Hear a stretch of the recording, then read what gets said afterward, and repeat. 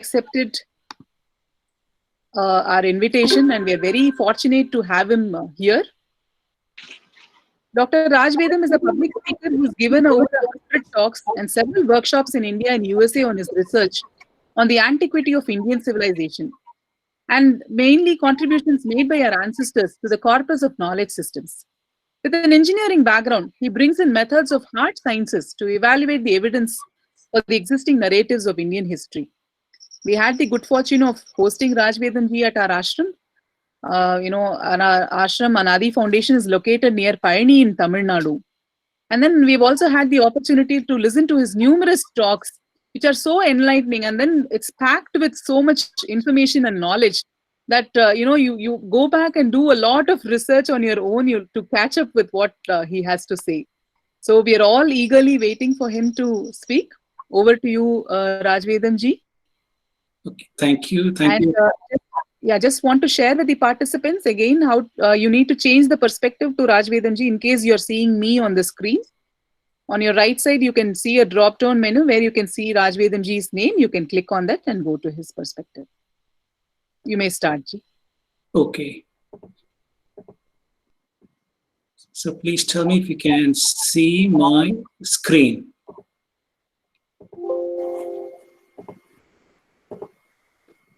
Can you see my screen, Smita ji? Yes. Okay. So namaste to everybody, and I'm deeply honored to come here and speak and on the invitation of Smriti ji and Adi Narayanan ji, so Anadi Foundation.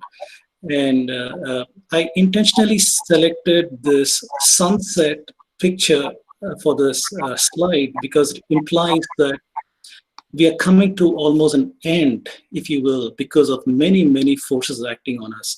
So I apologize right in the beginning for the tone of my talk.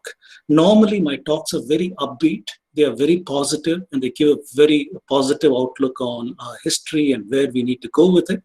This talk, by its very nature, is a little negative. It tries to look at the negative forces. So the tone is different from my earlier talks. So there's a disclaimer, it's a scholarly work. So before I start, Om Shri Gurubhyo Namaha, pronounced to our many gurus who have been instrumental in guiding us and continue to guide us with their works. So let me start first with a roundup of what we know. This is like a summary of some of my earlier talks, the antiquity and knowledge systems of the Indian civilization. So if you have seen my earlier talks, Indian Civilization, the Untold Story, and Revisiting the Indian Civilization, we see that we saw in those talks that the human habitation in India is at least 1 million years old. We saw ancient artifacts, cave paintings, petroglyphs, shelters 40,000 years ago. We saw archaeology in Birana, Rakigadi around 9,000 years ago. Itihasas, Ramayana and Mahabharata are pretty ancient. We have some differences of opinion among different researchers, but I think it is safe to say that Ramayana is at least 5,000 BCE and Mahabharata is at least 3,000 BCE, if not older. And in archaeoastronomy, we have so many artifacts, and I've just put a date of 10,000 BCE, though I'm aware there are researchers out there who are trying to find even more ancient observations that are encoded in our texts. So the bottom line from these is we are a pretty ancient civilization. And not only that we are ancient, we have also been a highly advanced knowledge-based civilization. We have so many names of rishis who have guided the civilization with their works, tremendous numbers of works. Today we find it convenient to align it along Shruti and Smriti. So all of us in this audience probably are aware of these things, the Vedas, Upanishads, Aranyakas, Brahmanas, Samhitas, a lot of corpus of works over there, and Smriti, which encompasses almost all of our knowledge systems, darshanas, the Vedangas, grammar, meter, astronomy, rituals, itihasa, shastras, dharma, artha, kama, moksha, puranas, kavyas, bhashyas, sutras, on politics, medicine, culture, arts. And we see that an enormous body of knowledge systems has been present in India for the longest time, and anybody who wanted to find intellectual expression could find something to do within this corpus of works, depending on what their calling was. And we also see that this culture was widespread. In my talks, I've spoken about this, how it was spread from India through Central Asia, through Europe, all the way to Southeast Asian cultures and civilizations. So India has been having a great impact on the ancient world, and that much is obvious from looking at several of the instances I've provided in my talks. And just to give an understanding of these things, if you look at the roots of medicine, for example, we see that medicine has a school, Atharva Veda, which led to Ayurveda, Charakas, Shushruta Samhitas. We find how this knowledge impacted the Mitannis, Hittites, the Egyptians, Chinese. All this I've talked about in my earlier talks. And we also know how medieval Europe depended on drugs from India, how Arab medicine was based on Ayurveda, and how Ayurveda formed the corpus of European knowledge. It was taught in British medical schools in India till 1880 and formed the core pharmaceutical method of that era. We also know about the roots of mathematics. It has had its origin in the Vedas. Sulva Sutras of Bodhayana, for example, shows greatly refined knowledge. By Aryabhata's time, we have trigonometry, spherical geometry, and algebra. Surya Siddhanta shows very intricate math, astronomical knowledge, and refers to extinct Siddhantas. By the time we come to Brahmagupta, Bhaskara 1 and 2, we greatly add to the corpus of works in algebra, positional math, zero, functional approximation, values of pi. Going on to Kerala School of Math with the essence of calculus, and to our present times, almost Ramanujam continue the tradition with deep results in infinite series. So what is obvious is the Indian mathematicians have had an enormous impact on the knowledge of world mathematics and cultures, as is obvious from this. Even if it comes to something like music, we know that the earliest musical systems were in the Samaveda, where 3-tonal music gave way to 5-tone music, to 7-tone, to 12 semitone, to 22 Shruti tones also, that is not known outside of India. Musical intervals were based on chord. This chord comes from the Sulva Sutra. The Sulva Sutra used ropes and knots and chords to find measurements. So based on chord ratios, musical intervals were designed. Pythagoras used the same ratios, and he's the originator of Western music traditions. And he used chord-based ratio for music, considered it for divine purposes, just like Samaveda music was seen for divine purposes. And he too erected a statue for the goddess of music, that is Muses. If you look at astronomy, we find that intricate astronomical knowledge was embedded in stories, where we even see heliocentric model encoded in Shatapatha Brahmana and the Aitreya Brahmana, which was used thousands of years later by Can you please put yourself on mute? Hearing some voices. Can you please put yourself on mute? Thank you. Please put, if the moderator can put everybody on mute, that will be good. We also see that early observational wisdom of Indian astronomy gave rise to Siddhantic astronomy, which is mathematical based, and many works are lost. And Surya Siddhanta talks about 18 Siddhantas that are lost. Math models were developed by our ancestors to estimate course of sun, moon, and the planets. Development of trigonometry and spherical geometry used by the Greeks. Aryabhata had models to estimate eclipses, duration, length of shadows, and by the time you come to Brahmagupta, Bhaskara II, Nilakanta, Somayaji, and others, enormous bodies of knowledge was done. And by the time you come to Nilakanta, Somayaji, you even have a model for partial heliocentrism. Excuse me. Going on to roots of modern systems. Today we use cell phones, digital computers without even a thought to where did all of this knowledge come from. I'm not saying that this Indians invented transistors and computers and things of that nature. But what is important is to see how the algebra and the methods that were developed in Indian logic formed the corpus of knowledge systems that gave way to Boolean algebra. And Boolean algebra is at the heart of digital systems, whether you want to design ICs, how they behave in a certain way with these logic gates like you see over here. They all had the roots in the Indian logical systems. So it turns out that Colebrook, he translated and wrote a work on Indian logic in 1824. And this work influenced George Boole and De Morgan. These are names that every electrical engineer knows, because these names are embedded in our texts, that George Boole and De Morgan, who formed their laws and Boolean algebra. And Boole's wife, Mary Everest Boole, wrote a letter to Bose and outlined the influence of Indian logic on Boole and De Morgan, and this is the basis of our modern systems. And as one more evidence of learning and so on in ancient India, we know we have had an enormous number of universities. I strongly recommend this book by Radha Kumar Mukherjee on ancient Indian education, which is a comprehensive book on several of these things. Another book you might like to read is Apthe, Universities in Ancient India. And of course, there's a monograph by Sahana, which is also new, and that also provides nice information on universities. So what I've done so far is given you a quick roundup of Indian knowledge systems, antiquity of India, the knowledge systems. It's fairly obvious that India had a highly advanced knowledge-based culture. So with that, we come to the main part of our discussion today. What caused the forced downfall of the Indian civilization? Again, we're looking at a sunset.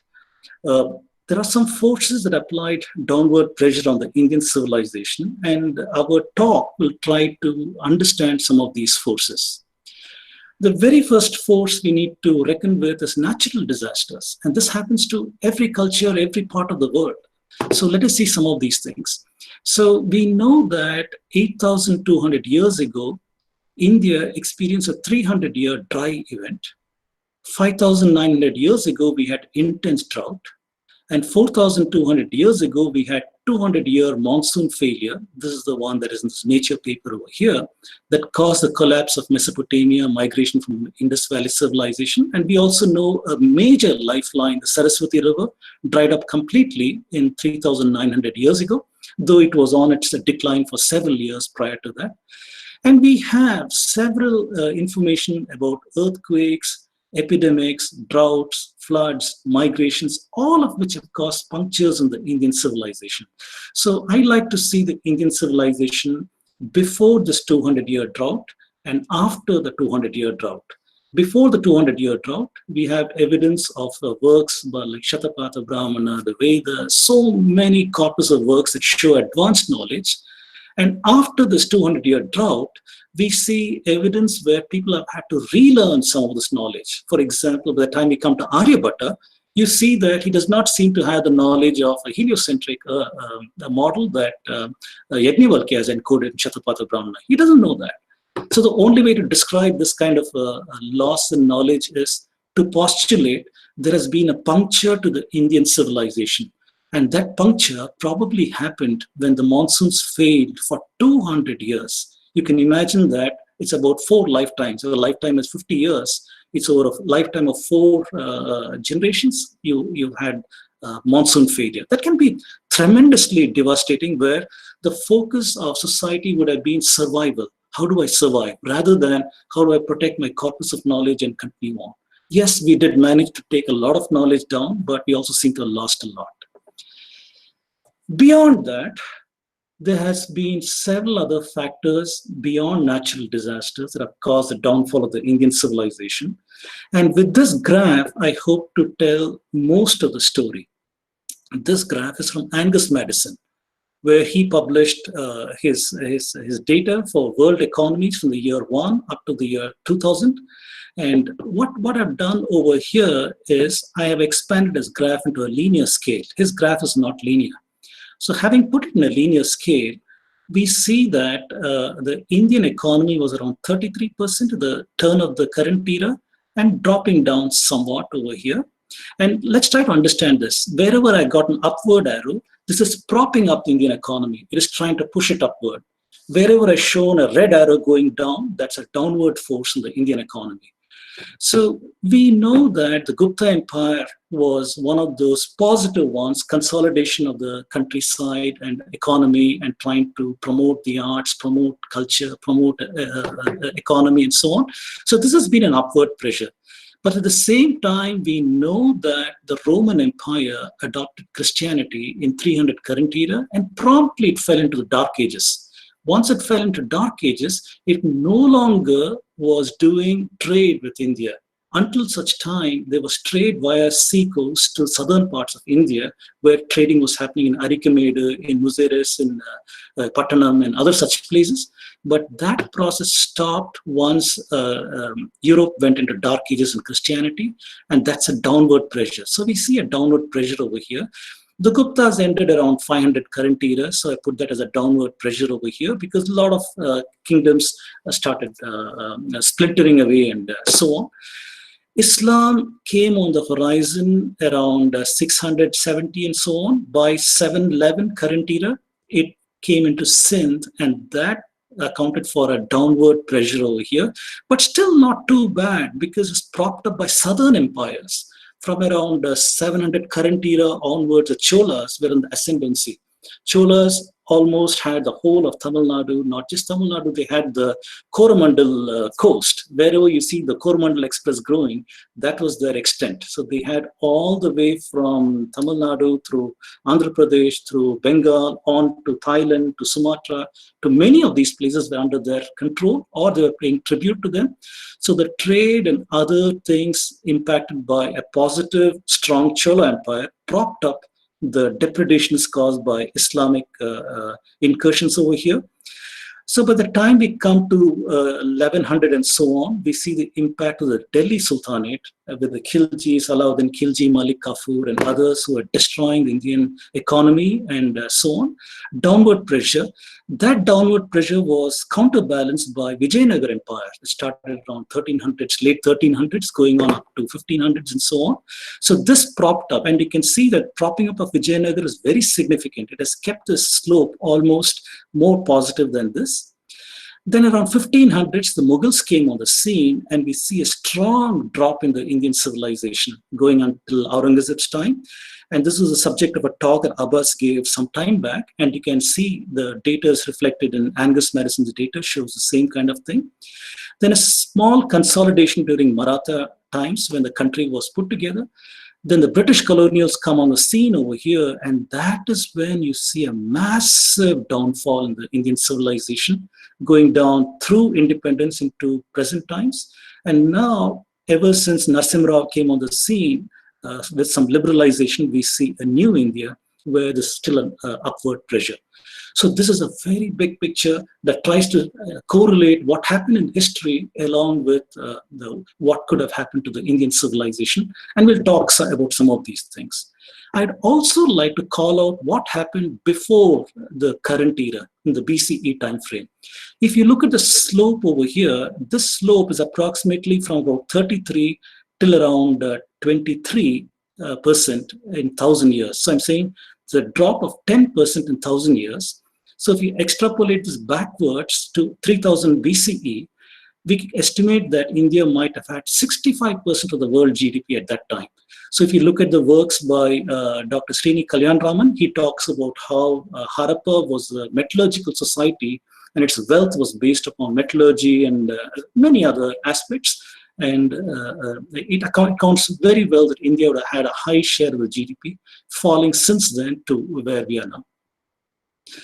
So if you look at the earliest accounts of attacks in the Hindu civilization, surprisingly enough, we find it in Ramayana. We find it that the Vishwamitra makes a request to Dashratha. He goes there and says, there are two Rakshasas, Maricha and Suva, who are destroying the right and defile the altar with blood and flesh. And he says, give me your teenage sons, Ramachandra and Lakshmana, and they'll come and kill this Rakshasas. So strangely enough, we see there is some pressure on the Hindu civilization, on the practice of rishis and their altars and sacrifices. There were people who were opposed to these things, who have been referred to as Rakshasas in the Indian tradition. So that is the earliest account that we have. The second big thing that impacted the Indian civilization was the birth of doctrinal aggression. Doctrinal aggression began with Abrahamic traditions. So what I've said over here is religious pluralism with multiple divinities had no history of religious conflict. However, religious wars became common with the onset of Abrahamic dogma. So let me hide this. In the Abrahamic dogma, we are told that God created heavens, earth, and all these kind of things in 6 days, rested on the 7th day. He had made man, he had made Eve. He told them, you can enjoy Eden, except don't go and eat in that tree of wisdom, because that's forbidden fruit. However, the snake very significant that is a snake. It comes and tempts Eve to eat the fruit, telling her that if she ate this fruit, it will give you viveka. You will know that the power of discrimination. You will understand you are as powerful as God. So Eve eats it, tempts Adam to eat it. God gets to know. He's furious, expels man from Eden. So we see in this ancient story, there's a rejection of Vedanta. Abrahamic doctrine makes the Mahavakya, thou art that Tattvamasi. It is forbidden knowledge, that you should not do that. Rather, you should worship a creator God who is separate of creation. So that was the doctrine that they came about. And that doctrine has been, from day one, designed to be against Vedanta. And that is the birth of religious conflict. And if you see the origin of the Hebrew people, we see that in history, the earliest mention is in a stele from Egypt in 1200 BCE. This stele mentions Israel as a place, and so we know that is the earliest one. And we also know that the Jews in 700 BC were in captivity in Assyria, 600 to 500 BC, captivity in Babylon. However, the Jewish people themselves tell this story about who they are, that they started from the patriarch called Abraham. Abraham's son was Isaac. Isaac's son was Jacob. Jacob gave rise to 12 tribes of Israel through his sons. And this is their traditional origin. What does history tell us in addition to this? There's a person called Clearchus of Soli. He's a Greek in the 4th century BCE, and he wrote extensively on India. His writings have not survived, but some fragments of his writings were there during the time of Flavius Josephus, who was a Roman Jew.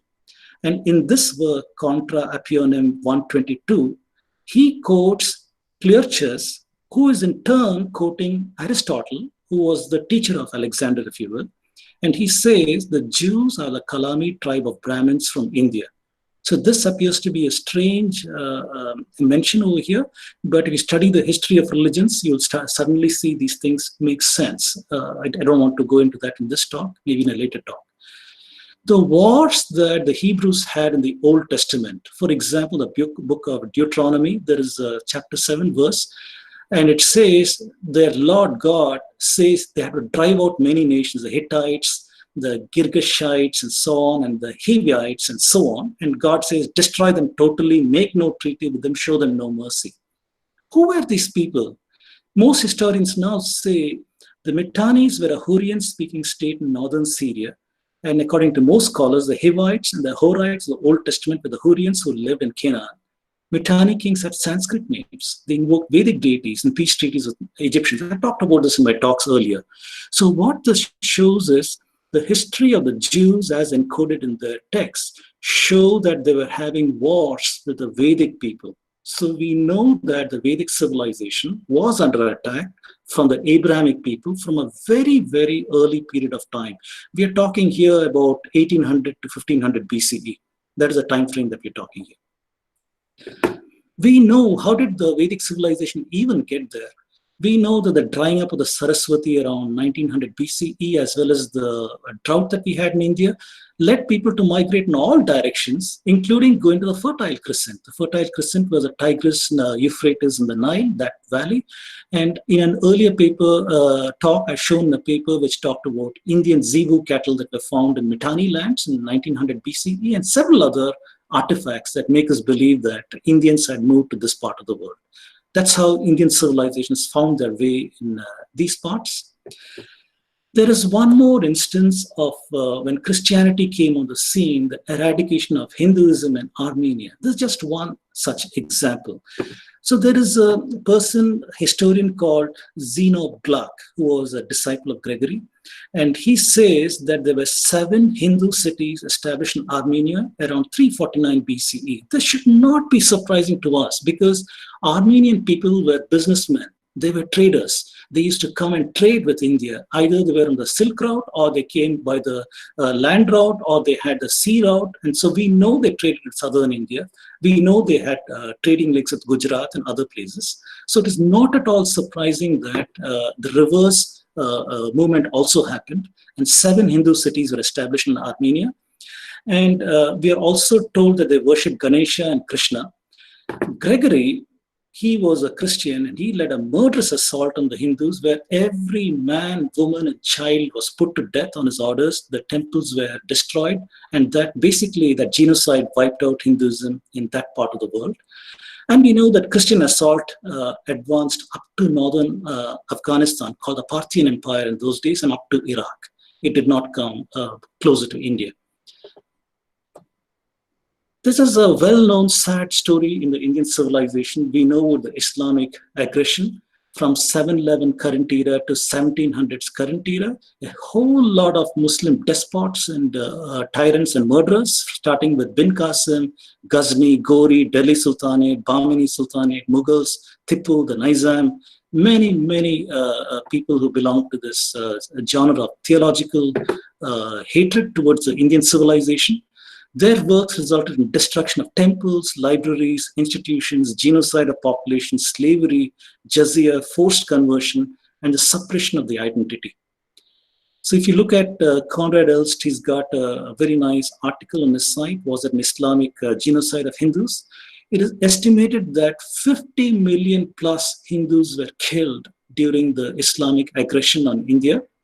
And there's a book by Sitaram Goel, the 2-volume book, that talks about Hindu temples and what happened to them, a documentation of some of the aggression that was brought about by the Islamic people on India. So we talked about the Judaic people, we talked about the Islamic people, and the Christians. The Christians came in 2 waves. The first wave was in Armenia, like I said, when they attacked the Hindu civilization. The second wave was during colonization. And we start with the Goan Inquisition, a very infamous instance of how many Hindus were converted and the neo-converts were tortured and killed. Many temples were destroyed by the Portuguese. Temples are destroyed by the French in addition, including a temple with my last name, the Vedapurishwaran temple in Pondicherry, that was destroyed by the French. The British practiced ethnocide, and that's something that we're going to see in greater detail. And we know that because directly as a result of the policies followed, up to 80 million people are estimated to have died due to famine and epidemics between 1760 to 1947. And you can refer to this article that gives you a little more detail on that. So this gives us a very big overview about the Christian aggression of the Indian civilization. So with the remaining time, what I'd like to do is quickly talk about the ethnocide practiced by the British on India. UNESCO had a declaration in San Jose in 1981 where they said ethnocide means an ethnic group is denied the right to enjoy, develop, transmit its culture and its own language collectively or individually. It's an extreme form of massive violation of human rights and the right of ethnic groups to respect their cultural identity as established by several covenants.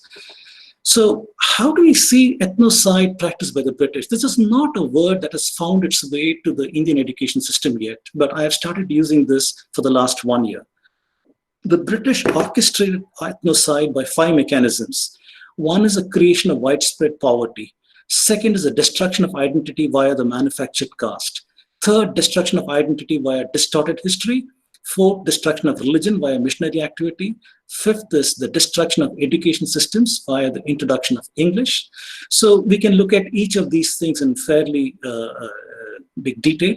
So first, about the creation of widespread poverty in India. We already talked about the Angus Madison curve over here, so I'm not going to go into that.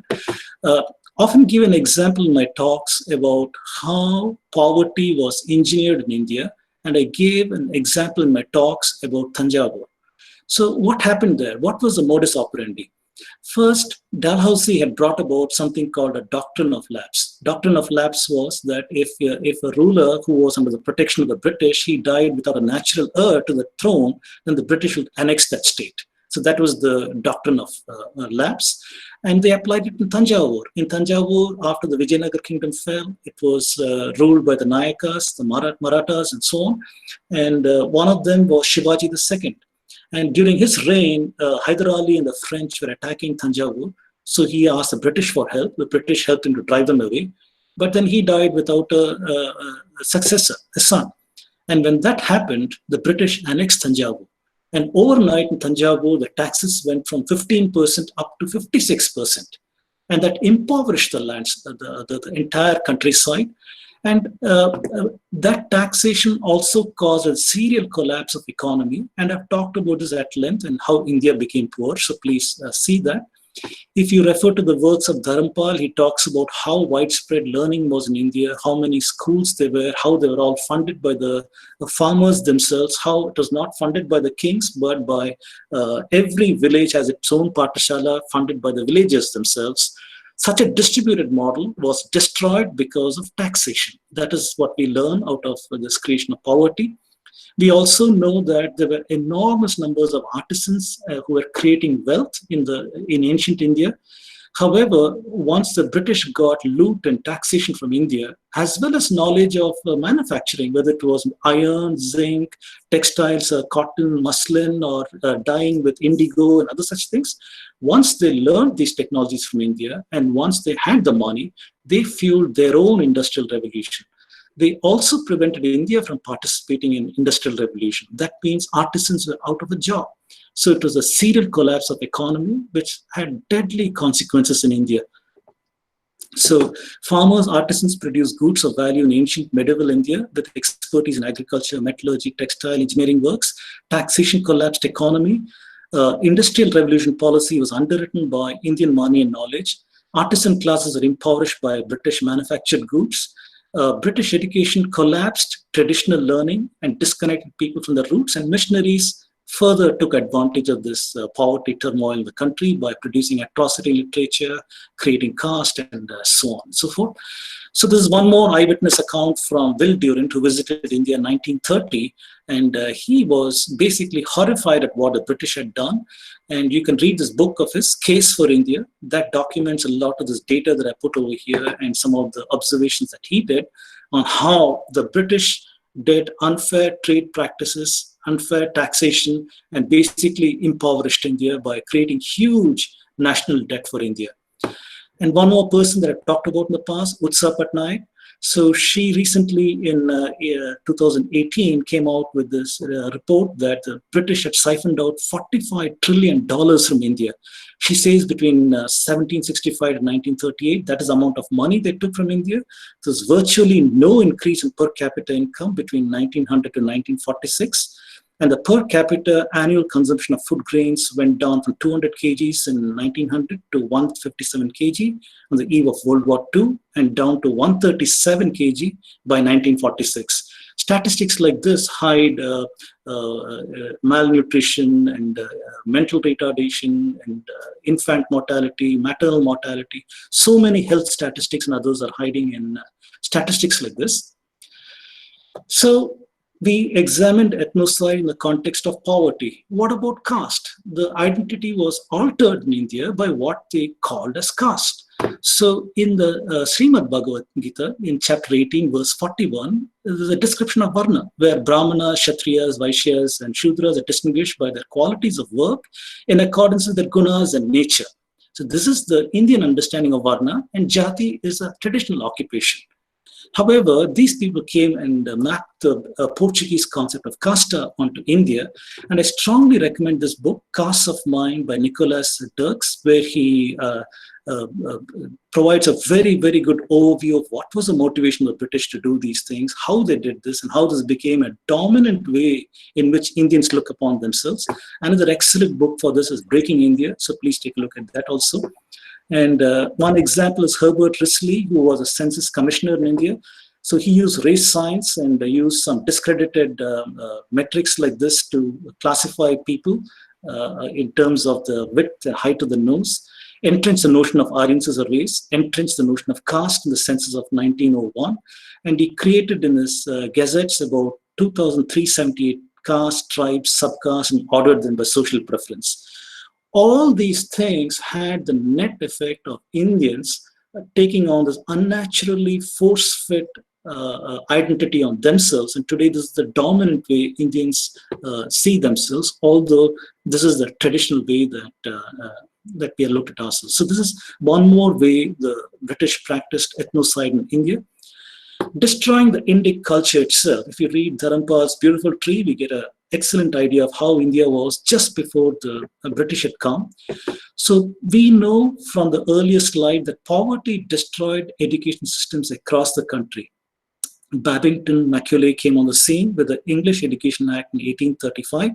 He said Western learning was superior to Hindu culture and learning, and he desired to produce a class of persons, Indian in blood and color, but English in taste and opinions and morals. And as a consequence of what he did, he also stopped the publication of books in Sanskrit and Arabic, and the funds were used only for the propagation of English. That caused a suffocation of Sanskrit, because if you wanted to get a job in the British government as a clerk or whatever they'd give to Indians, you had to know English. So Sanskrit had no patronage. Not only had it fallen from patronage in Mughal and Islamic times, it fell further during Macaulay's time, in English times.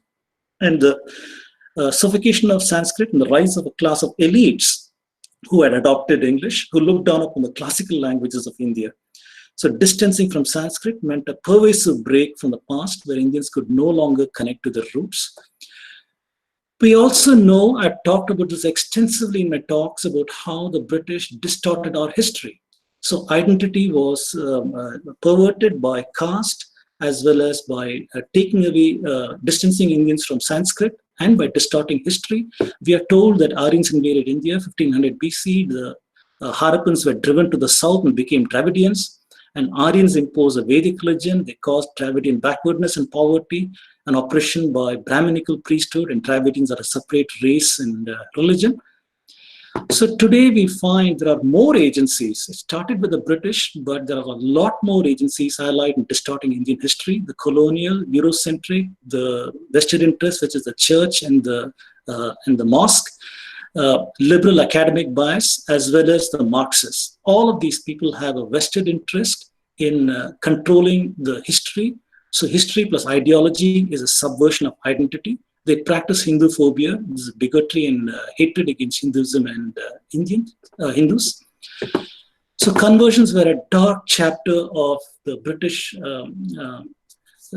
times in India. So it led to dark ages for the western coast of India, southern India, and northeast India. Forced conversions, murders, torture, inquisition, destruction of temples, persecution, demonization, impoverishment, harassment of Hindus, ranging from Portuguese Catholics to Dutch and German Lutherans to British and American Baptists to Mormons. Every one of them had a hand in doing these nefarious activities in India. So as a result of all of these things, the common Indian has lost his identity. So today we profess religious identities, we profess caste identities, some people profess Dravidian identities, regional identities, language identities, but these undermine and distort the underlying framework of unity of the people, and these are utterly spurious identities. And today there are young people who are so disillusioned with all of these things, and with no means to learn better, they go around rejecting everything, saying they're atheists, and they adopt what they say corporate identity. I'm a professional, I'm a world citizen, and these kind of perverted ideas, because there is no way they can connect to their ancient civilization. So today Bharatiya identity is under severe attack. I've drawn here a timeline saying that in very ancient times we had a Vedic identity, where the text, knowledge, practices, they define who we were as a people. And we come down all the way to Islamic destruction, suppression from 7/11 current era, through the colonial distortions, through vested interest distortions to present time, as well as the Indian government from 1947 onwards, practicing Hindu phobia by identity suppression, destruction, and distortion. So this graph is from Harikiran Vadlamaniji, and he shows present-day machinations, how the identity destruction continues unabated. If you see, today there are three main forces. The government acts through process of creating laws that discriminate against Hindus, and by a process of appeasement of the so-called minorities, it infringes on the rights of the Hindus by doing these activities. Religious groups, they go through a process of victimhood, persecution, and proselytization aggressively, and they change the demographics of India. Academics, media, and NGOs go through a process of appropriation of the adhikara of Indian works. So that appropriation happens along with distortion, and they they changed the identity of India itself. All these three forces are acting by direction of Western identity narrative for PIE, evangelist pressures, and so on from outside. They force these to act like this. The bottom line is we're getting rid of Hindus. So I'd like to give one example today of the forced downfall of the Indian civilization, attacks on the Indian knowledge systems. I'm not going to read this in any great detail. Indian astronomy.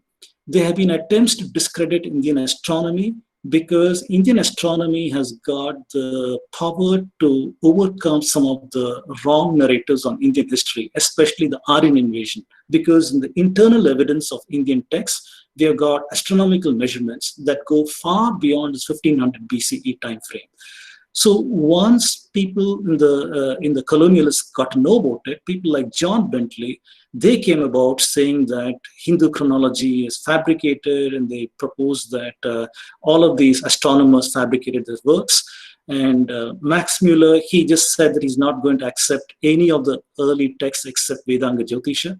In modern times, Otto Neubauer, he came about with very, very deep research works and tried to show how Indian astronomy and mathematics was borrowed from the Babylonians based on several hypotheses that he's put forward in this book, The Exact Sciences of Antiquity.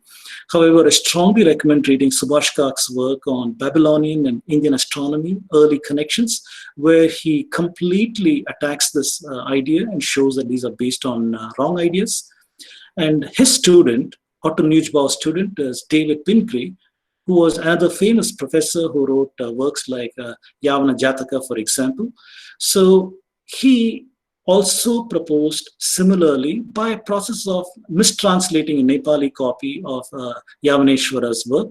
He continued the claims of his teacher that Indian astronomy incorrectly borrowed from the Greeks and the Babylonians, giving various reasons.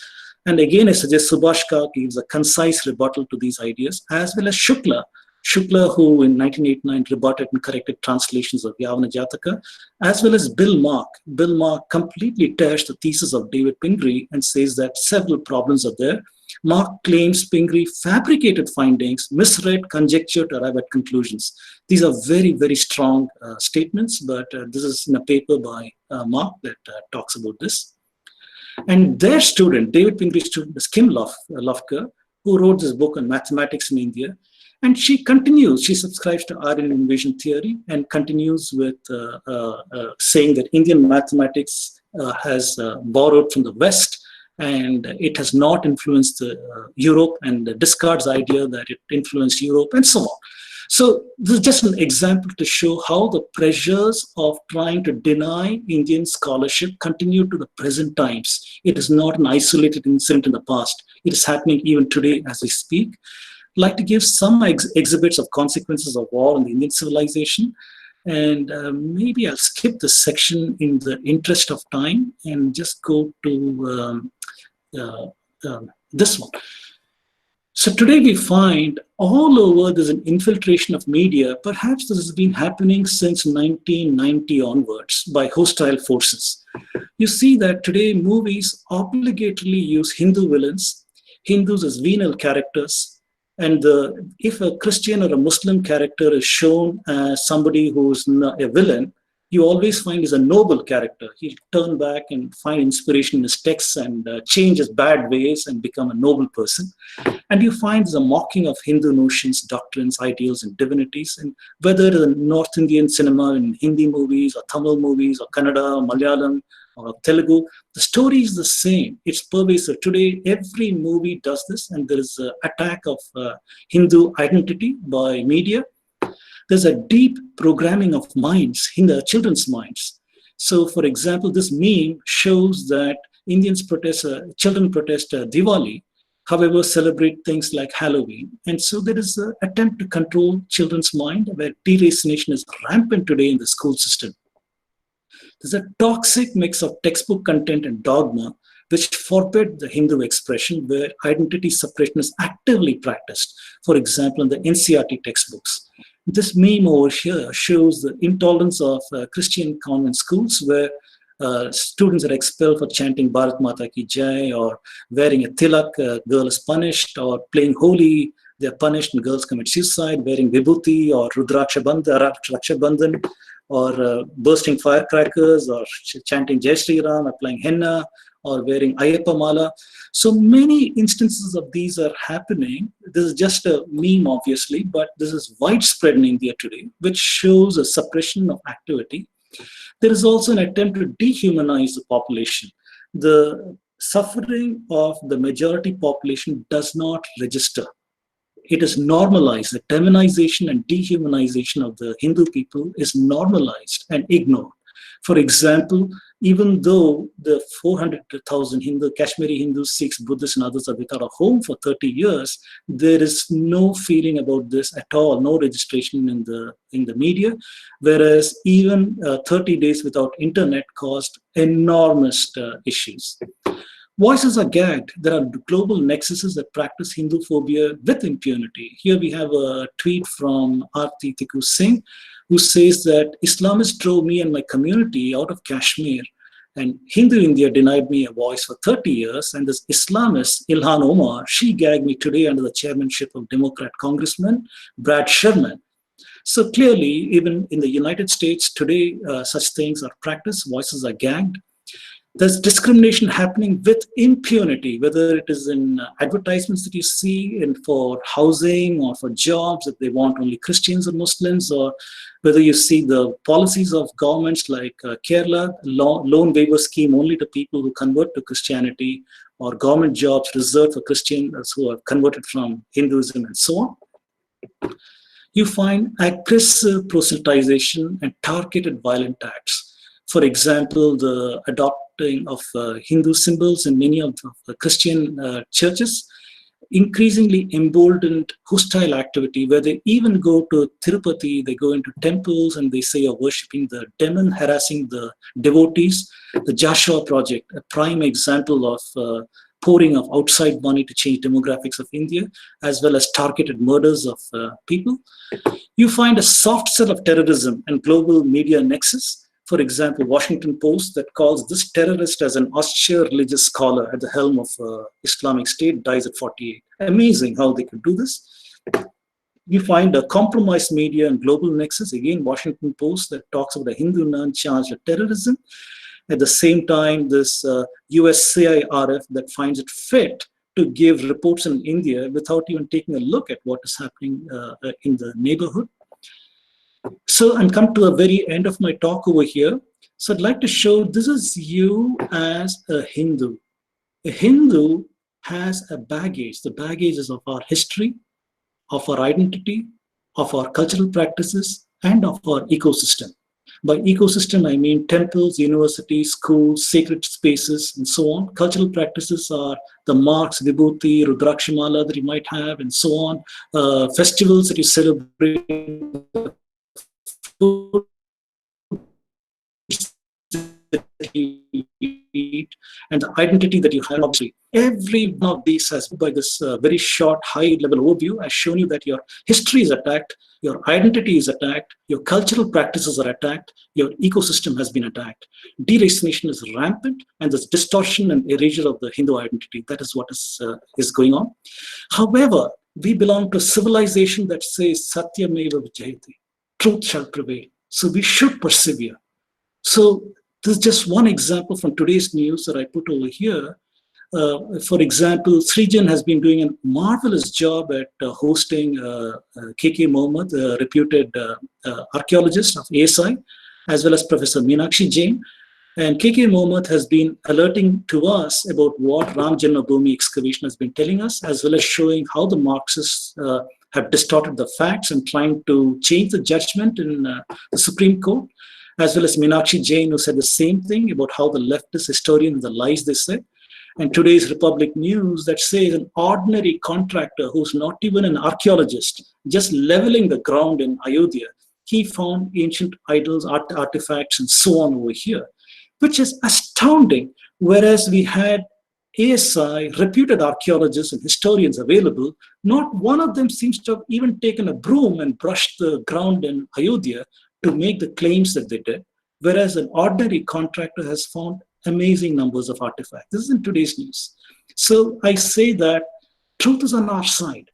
And even though the message I've given is very negative and looks depressing, I think we should take the strength of our civilization that truth shall prevail. And we should persevere in our dharma and what we have to do. I think that is a message that's coming out. And like I said earlier in one of my Facebook posts, you are the ecosystem. I don't think we should wait for the government to come in and step in and do it, or some billionaire Hindu industrialist will form an organization that will support Hindu causes. Those things may not happen. Every one of you watching this talk over here, you are the ecosystem. And your actions, you need to move up from level 1 through level 7 and maybe a group, each of us, so that we can become the ecosystem itself and cause change to happen. So we need to find our Swadharma over here and continue. Truth shall prevail. Just continue doing what we are doing and ramp up those efforts. So concluding remarks, India historically has been a knowledge-based society with great accomplishments as a civilization.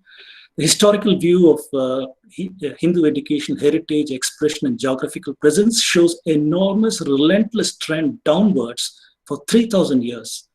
It appears that we are going towards extinction right now. The war has come to our doorstep right now. Hindu expression is outlawed in its own homeland, India, whether it's by the government, whether it is by aggressive religions and so on. Breaking India efforts are accelerating thanks to multiplicative efforts of technology and new generations of deracinated people joining the forces. However, I think we need to understand our dharma and just tell ourselves truth shall prevail. And we should get out of this tamas and stupor and continue doing the activism that we are doing. We need to understand Abrahamics cannot doctrinally let us live and let live. We should not expect a kind of a fairness from them saying, look, why can't we all just get along? Why can't we all just live? Doctrinally, they don't want you to exist. And the sooner we understand it, the better, rather than waiting for them to change, because they will never change.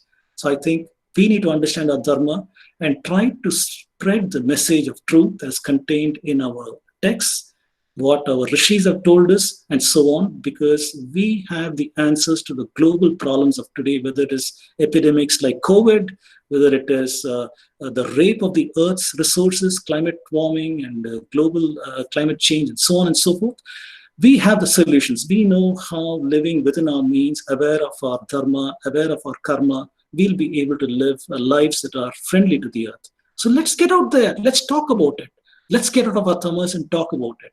And maybe by the shrinking of Abrahamic forces, through the power of rationalism and knowledge, we'll be able to prevail eventually. So thank you very much for your attention. So that is the end of my talk. So Smriti-ji, I think you can open it up for questions. Thank you, Raj Vedam-ji, on this powerful note.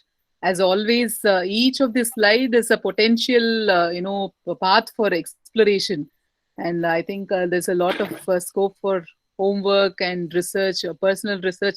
And as you said, the easiest could be, likes and votes. And of course, sharing of this knowledge. So I open the floor to questions. The audience may please type in your questions on the chat window. Chat window. I need to get to a chat window now.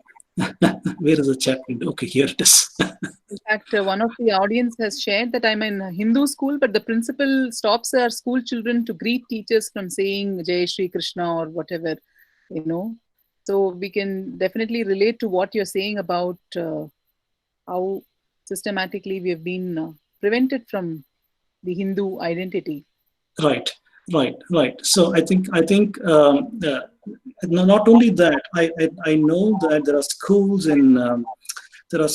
in Bangalore that I've seen that have, for example, a silhouette of Mother Teresa. So it appears that our children have a natural desire to do social works, to practice charity, to practice kindness to others. They don't have an expression towards that. So the role models turn out to be adharmic figures. It's very, very unfortunate that we promote adharmic figures rather than providing role models and venues and forums for our children to practice their innate goodness and humanity. Yeah. And we have a question. What is the action we should take to ensure our next generation is aware of the truth? Now, that is something that is on the mind of every parent. Right. I think there is no substitute for parents trying to understand some of the things that I said in my talk today.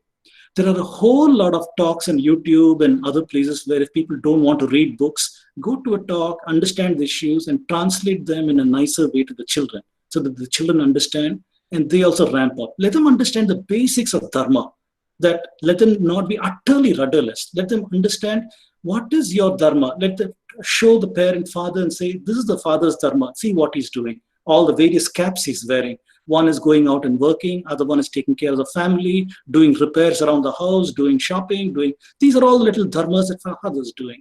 Show the mother's dharma, show the child's dharma. This is what you are expecting. You should study well, you should go out and do all these things. Let them understand what does karma mean in our society. Let them try to understand what does reincarnation mean. Let them understand the evidence for that. Equip our children to contest Abrahamic ideas when it is put on them and try to show them the solution coming from our own civilization's value systems and strength. I think that is what we as parents need to do that. It calls for parents to get out of tamas. Parents can't say we are too busy running a household and so on. I think bringing up a child is not the job of the government, schools, and other places. The government and schools will corrupt your child and take the child away from you. So you need, as a parent, to actually invest the time to teach your children. I think that is the bottom line. Definitely. There's one question. We come across accounts of foreign travelers to India, such as Megasthenes and the Chinese, but we do not hear of accounts of Indians who have traveled to foreign lands. Is it true, or am I missing something? So there are very sparse accounts of Indians traveling to other lands. Typically, what happened is when Indians went to other cultures, their names were changed. For example, many Indian Buddhist monks who went to China and settled down there were given Chinese names in their history. So when you see the Chinese names, you wouldn't even recognize them as Indians, but then there were there were Indians who went to China and settled there. That's one example. Also, Ammonius Saccas. Ammonius Saccas is a Greek name, but he was an Indian rishi who went and settled in Greece, and he's the father of Neoplatonism. Through him, his best student was Plotinus. Plotinus brought about Neoplatonism, tying together ideas of Vedanta as well as Socrates' ideas and Plato's ideas and so on. So we do find instances of Indian travelers to other countries, but their names have been changed to local names and we don't recognize them. That is the issue.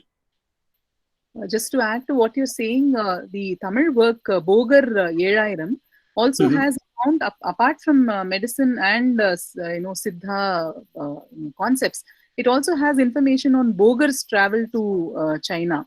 But however, Yes. you do not Bogar Ezhairam somehow has become very inaccessible these days. Not many translations are available that people can decode and look at it. So as you said, once the names change, I think this access to information, we lose that. Yes, so we need more people with understanding and with pride in our culture to write about these things. There's one gentleman who asked, have I equated identity of India to Sanskrit and Vedas? No, nothing about Tamil and Tamil culture. So I have talked about Tamil and regional cultures and languages in my other talks also. Please see some of my recent talks and you'll see that. I've talked about the unity of India. I've not tried to break it up with Tamil culture, Sanskrit culture. These are all false dichotomies. They don't exist. What we see is a commonness of culture everywhere. So I've talked about this, so please do take a look at that. I also wish that people with strong pride in the local languages and cultures should make efforts to propagate that in the larger context of India. The British have not done that for us. There are no English works that do that. So works that exist only in Tamil or Kannada or Malayalam and Telugu and so on. So people must make the efforts to translate them and bring them to the larger community.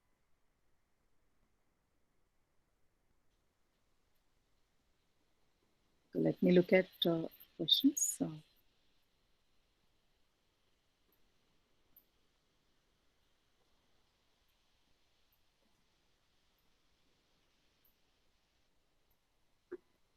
Do you have, or are you planning to put your works into a book?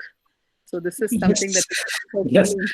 This is something that I'm asked often in my talks. Yes, I've been working on it. I cannot promise when it will come because I'm never satisfied with the works. There's always something more to write. So at some point I'll say enough, and hopefully we'll get something. Yeah. And somebody is asking about, Shail Shah is asking about, see, in the modern context, we have a lot of friends in the corporate and this thing, but somehow they seem to be disconnected from these knowledge systems. So how do we attract and make them aware about? So my talks are aimed at the corporates. You see, I'm speaking the language that a corporate understands.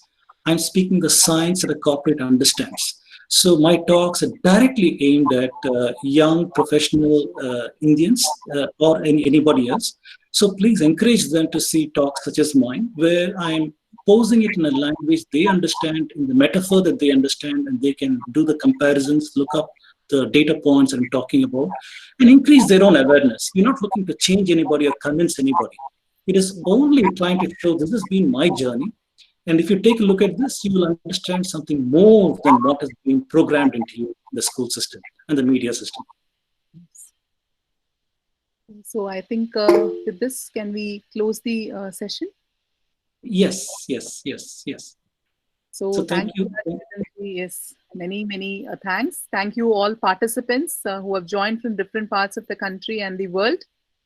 So we look forward to having more such enlightening sessions, and I strongly recommend that you look at Raj Vedamji's videos, which will give you a 360-degree perspective of many of the issues that he has sort of packed into his talk today. Thank you, Ji. Namaste. Okay, thank you very much, Smriti Ji. Yes, Anadi Foundation, all of us from Anadi Foundation. Thank you very much, Smriti Ji, and thank you to the audience for listening patiently. So please do send your comments either on YouTube or on Facebook, and I'll try to address some of them. So thank you very much. We'll close with a prayer. Om Loka Samasta Sukhino Bhavantu. Loka Samasta Sukhino Bhavantu. Loka Samasta Sukhino Bhavantu. Om Shanti Shanti Shanti. Om Shri Gurubhyo Namaha. Harihi Om. Thank you. Thank you.